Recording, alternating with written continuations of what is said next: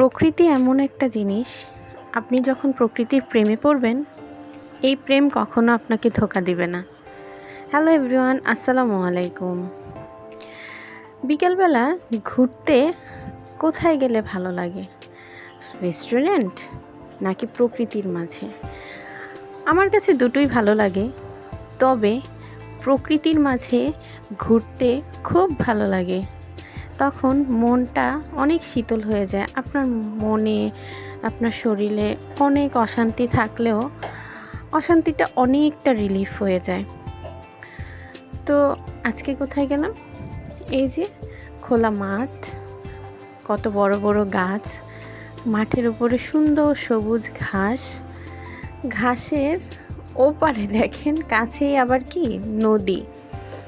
তো মাঠের কিনারায় যখন নদীর একটা খোলা বাতাস আছে, এত বড় বড় গাছের সুন্দর ছায়া, আর বিকালবেলা তো পরিবেশটা অনেক সুন্দর থাকে, একদম ছায়া, কোনো রোদ থাকে না, কিছু থাকে না, অনেক ভালো লাগে।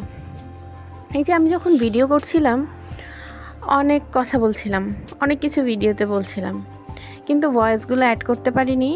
অনেক সাউন্ড হচ্ছিল, ভয়েসটা ক্লিয়ার ছিল না, সাউন্ড হচ্ছিল। তা আমার খুব মনটা খারাপ হয়ে গেল যে এত সুন্দর করে এত কথা বললাম, কিন্তু কোনো কথাই অ্যাড করতে পারছি না, ভয়েসটা ক্লিয়ার না। তো সেই জন্য আবার ভয়েস ওভার দিতে হচ্ছে।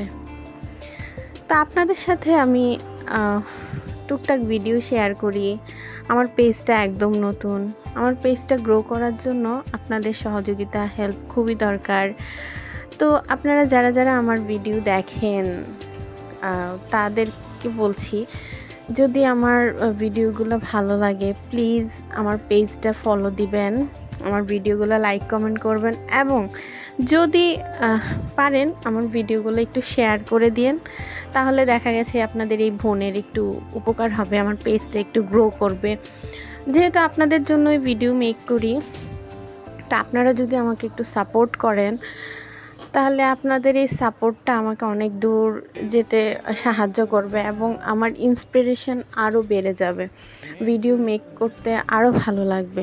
যদি আপনাদের থেকে এই সাহায্য সহযোগিতাটা না পাই, তখন দেখা যাবে যে ভিডিও মেক করতেও এত একটা ভালো লাগবে না, ভিডিও মেক করেও খুব একটা আনন্দ পাওয়া যাবে না।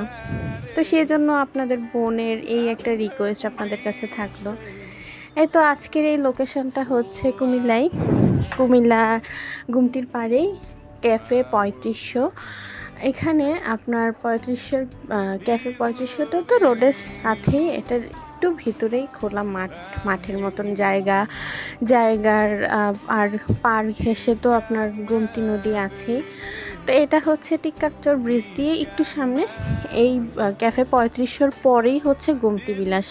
যারা আমার ভিডিও রেগুলার দেখেন তারা দেখবেন যে আমি আগের ভিডিওতে গোমতী বিলাসের ভিডিও আপলোড দিয়েছি। তো আমরা গোমতী বিলাস থেকেই প্রচণ্ড ভিড় এবং মানুষ থাকার কারণে একটু নিরিবিলি সময় কাটানোর জন্য এখানে চলে এসেছি। আর এখানে এসে এক ফোটাও ডিসঅ্যাপয়েন্ট হইনি, একদম নিরিবিলি।